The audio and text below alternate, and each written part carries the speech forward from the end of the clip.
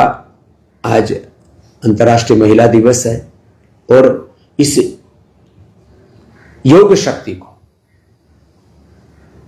जन जन तक पहुंचाने के लिए मातृशक्ति ने बहुत बड़ी भूमिका निभाई है। आज स्वामी रामदेव यदि पूरी दुनिया के 200 देशों के 200 करोड़ से ज्यादा लोगों तक पहुंचा तो उसमें सर्वोपरि भूमिका मातृशक्ति की। तो मैं पूरी मातृशक्ति को कृतज्ञता पूर्वक प्रणाम करता हूं।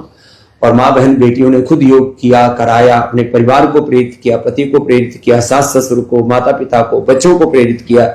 माने मातृशक्ति केंद्र में थी और इसके चारों तरफ ये योग की शक्ति, आयुर्वेद की शक्ति, वेदों की शक्ति, सनातन की शक्ति आगे बढ़ रही थी। और आज उसी मातृशक्ति के इस सेवा से, समर्पण से, उनके संकल्पों से, इसमें हमारे भाइयों का भी बड़ा योगदान है। तो कई बार भाई ऐसा सोचते हैं कि जब हमारे गुरु जब बात करते हैं तो सारा श्रेय माताओं को ही दे देते हैं, ऐसी बात नहीं है।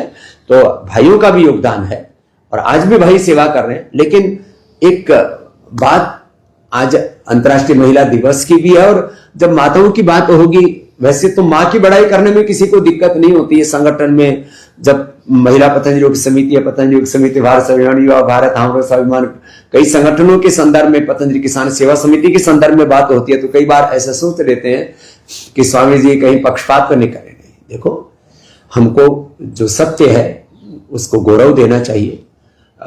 पूरे इस मैंने कहा योग शक्ति केंद्र में थी और उसके चारों तरफ आयुर्वेद की शक्ति, सनातन की शक्ति, ये सारी सेवा की शक्ति और इतना बड़ा ये सेवा तंत्र, इतना बड़ी मानवता की सेवा, देश धर्म संस्कृति की सेवा और योग धर्म आज युग धर्म बना है।